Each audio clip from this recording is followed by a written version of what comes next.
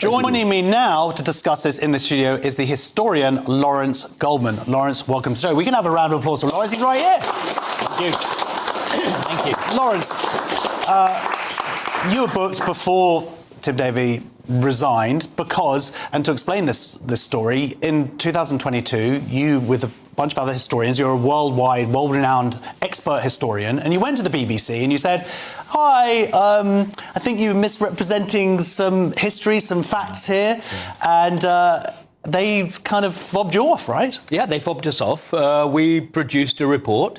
We looked at programmes, broadcasts between 2020 and 2022, news bulletins as well. We picked out historical errors, lack of objectivity, inaccuracy, bias and ideological slant. Would you mind just telling us one or two examples? Yeah, several were about the history of slavery. One was on the Bengal famine of 1943. Blaming Winston Churchill. Blaming Winston Churchill and accusing him of being a racist. Another, perhaps the worst of them, was on the Irish famine of the late 1840s. And in all these cases, there were distortions. There was the presentation of a view in what is a contested field when there are lots of different interpretations, and there wasn't enough focus on the facts. Where slavery was concerned, for example, viewers were not told that there were other European nations involved in slave trading, and indeed that Africans themselves were always the first stage of the slave trade process.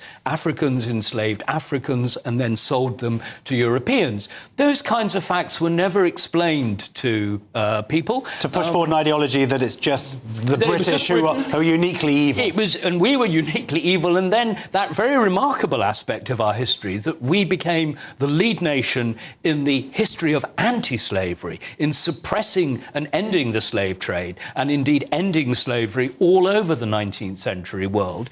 That was left out at a great cost financially and also of life. Yes, it's estimated that something like 1,600 sailors in the Royal Navy died in the process of manning the West African squadron and patrolling the Atlantic and trying to end the trade in slaves. And the cost, well, it ran to millions even in the 19th century. The West African squadron was at sea from about 1810, 1811, all the way through to the 1860s. That's like billions now. That's like a couple of Chagos Yes, islands. Absolutely. It was a great act of kind of, humanitarian concern. Similarly, I mean, one could go on with the way the BBC presented it. We then attempted, in various ways, to end slave trading among African nations, and indeed also to end human sacrifice. And they presented that in a very mealy-mouthed kind of way. There are certain events in Benin and other places which they mangled, whether deliberately or not. So, OK, so these are some examples here. You went to the BBC, you said, hey, we're pretty world expert-y on all this stuff. And you presented this information in a very sort of polite manner. Now, this is where the problem comes in, because organisations make mistakes. Also, organisations have arguably, biases as well, of course. But their response, that seems to be the problem. This is 2022. You went to them, you said, guys, maybe you should have a look at this because you're not doing your job properly. Let's talk about their response. Yes, well, if I may just explain, Michael Prescott, in that dossier that has been leaked, actually said we made very sensible and reasonable and moderate points. We didn't scream at them, we didn't shout. We said, look, there are factual errors here in the way that you're presenting British history. You can do better. And we suggested ways in which they might do it better. But they fobbed us off. Apparently, there was some plan that they might meet. One BBC employee might meet with us to discuss it, but then they changed their mind, and we never had that discussion. And we put forward some ideas. We suggested that there might be a broad panel of historians who could be contacted when they were making programmes and asked for their opinions. And we weren't trying to impose one ideological line. We simply wanted them to use the best people. And that, I think, is our most important point from 2022. We said, you're not using the best people. You're not going to the experts. You're not dealing with people who spent a lifetime in academic research actually dealing with these problems and these questions.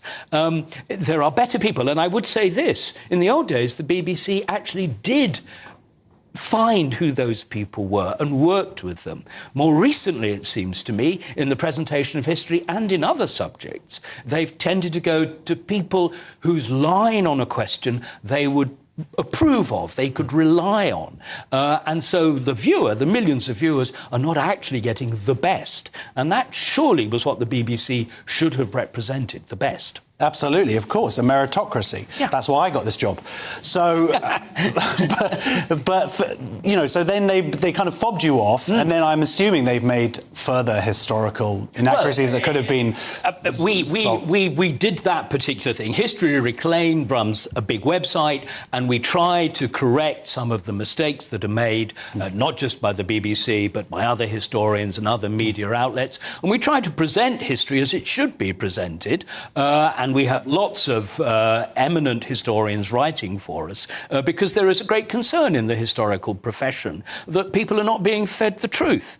So we didn't spend all our time pursuing the BBC. We kind of gave it up as a bad business. And then the Prescott report was leaked last week. And how exciting for us, and for the young man who actually compiled that report for us, that actually we had made an impact. A page of the 19 is about the way history has been presented. That's a great point, because we're talking here, there's been a lot of talk, a lot of focus on the President Trump. Now, I would call it a lie. Yeah. Some people would call it a mistake. But also of trans issues, also on Gaza, Israel.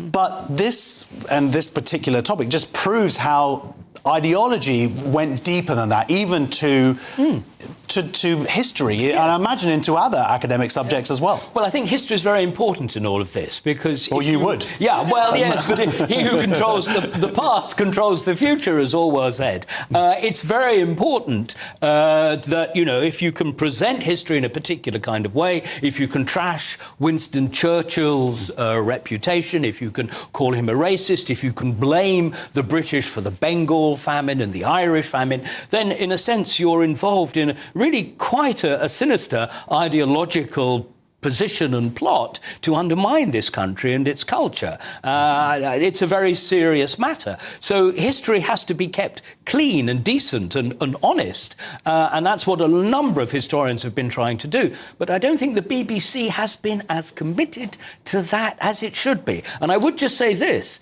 go back 20 or 25 years, and actually historians were really very complimentary about the way the BBC dealt with national history. Interestingly enough, in 2000, or 2004 it was, Winston Churchill, on a BBC poll, was voted the greatest Briton of all time. But it's in the past 20 years, perhaps even the past 10 years, that things have gone very wrong. And for myself, I think it's about the way the BBC has hired staff and the kinds of people who are now making programmes and working in the newsroom. Absolutely. Well, we'll see if it can be fixed with just these two resignations. Thank you very much for joining us. That's the historian, Professor Lawrence Goldman. Ooh, they like you, Lawrence!